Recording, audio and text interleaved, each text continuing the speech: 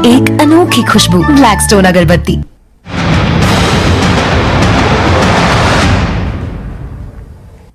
और शुरुआत करते हैं आज की बड़ी खबर से। सुप्रीम कोर्ट में आज दफा 370 केस की समाअत के दौरान chief justice of India D Y Chandrachud ने दफा 35A पर अपना तबसरा पेश किया। चीफ जस्टिस ने कहा कि दफा 35A ने शहरियों के बहुत से बुनियादी हुकूक छीन लिए हैं। जम्मू कश्मीर में गैर मकामी शहरियों से रोजगार और जायदाद के हुसूल के हुकूक छीन लिए गए। चीफ जस्टिस ने कहा कि आईन में दफा 35A के इजाफे से अवाम के बुनियादी हुकूक छीन लिए गए। रोजगार हासिल करने, जमीन खरीदने और वहां आबाद होने के हक की खिलाफ वर्जी की गई।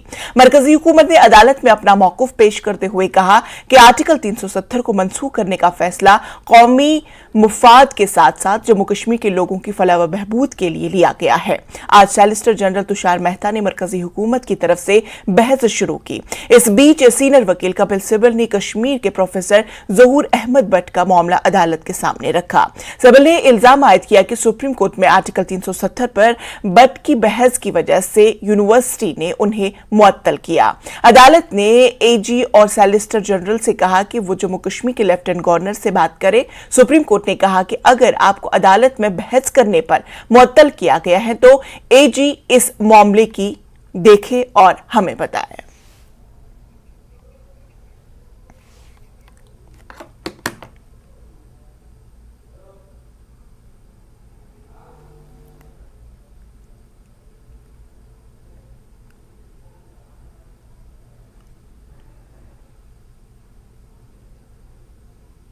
What happens?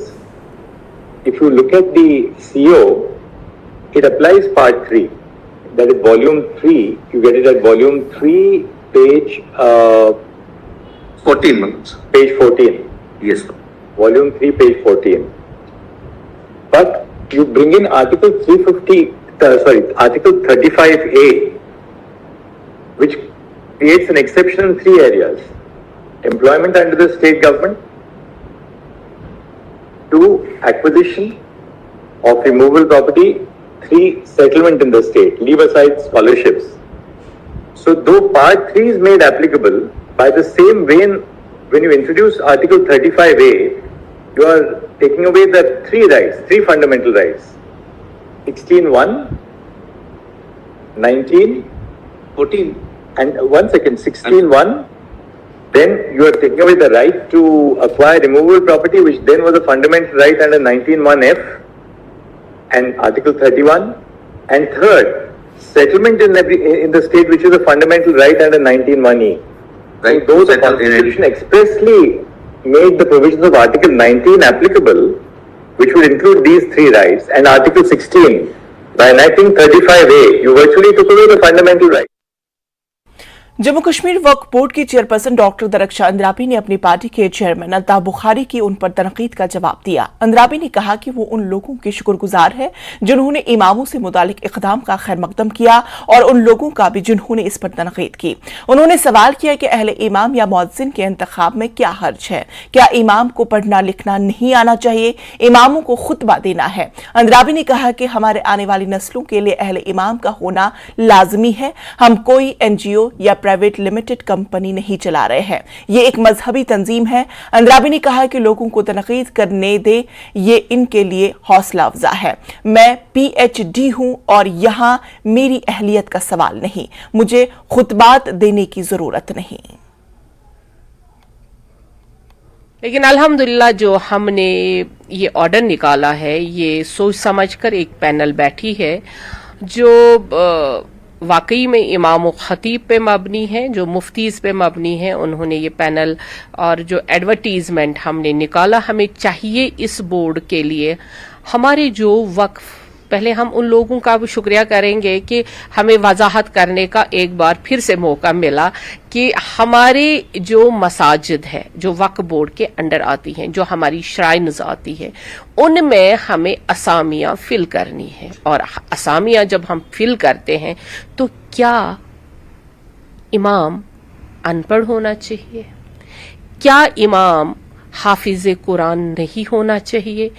क्या इमाम व खतीब अहदीसों का मुताला जाने बगैर मिंबर रसूल सल्लल्लाहु अलैहि वसल्लम पे बैठेंगे और लोगों को नमाज और अहदीस वो पढ़ा सकते हैं, ये सवाल है अब हमारा।